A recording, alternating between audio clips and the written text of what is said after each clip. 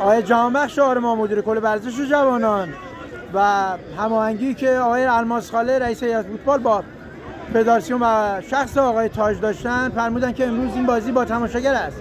4-5 هزار نفر هوادار اومدن و بازی بعد از گذشت دقایقی متوقف شد و امروز مشاهده میکنید که الان تو این تایم من میبینم تماشاگرها دارن ورزشگاه رو ترک میکنن. سالها که میگذره فشاری که رو هوادار داماش داره میاد، تصمیماتی که برای باشگاه داماش داره گرفته میشه خیلی مغرضانه و مشخصه و این تمامی نداره و امروز با وجود اینکه این گفتن محرومه، دیشب گفتن که هوادار بیاد، الان قبل بازی میگن که هوادار نیاد، ولی باز مردم دیگه هوادار طاقتش لبریز شده اومده و حقشو بگیره. مشکل هر چیزی هست، هر چیزی بوده کار نداریم، اصلا هیچ کاری نداریم به چه اتفاقایی افتاد، دلیلی که محرومیتمون چی بود اصلا کار نداریم.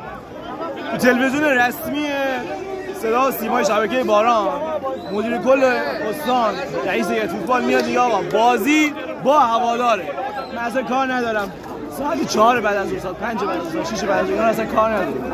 آقا رئیس اداره ورزش و رئیس هیئت فوتبال اعلام کردن آقا بازی با هوادار. حالا اتفاقایی که افتاد اونها کار نداریم.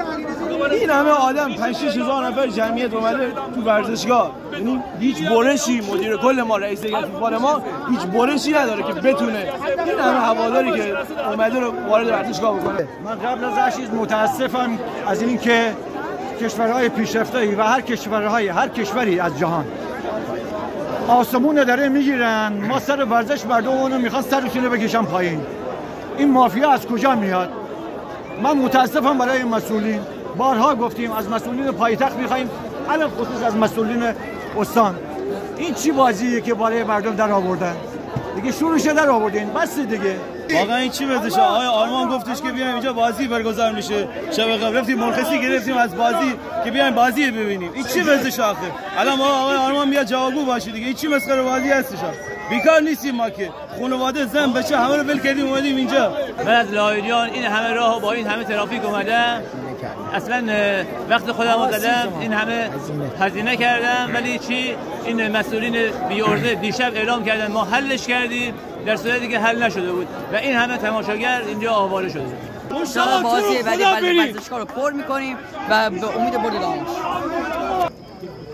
عدم ناهماهنگی توی باشگاه داماش و سطح مدیران داماش و هیئت فوتبال استان و ورزش جوانان باعث این شد که این همه هوادار بیاد اینجا. تا نیم ساعت قبل از بازی هیچ کس در جریان نبود که بازی بدون تماشاگره و این اتفاق باعث این شد که این سیل از هواداران بیان اینجا و اینجوری ناامید از ورزشگاه برن بیرون. من متاسفم برای ورزش جوانان و هیئت فوتبال استان و خود باشگاه داماش، البته توی بخش مدیریتیش که باعث این فاجعه شد که این هوادارا با دل شکسته ورزشگاه ترک کنن و برن خونه.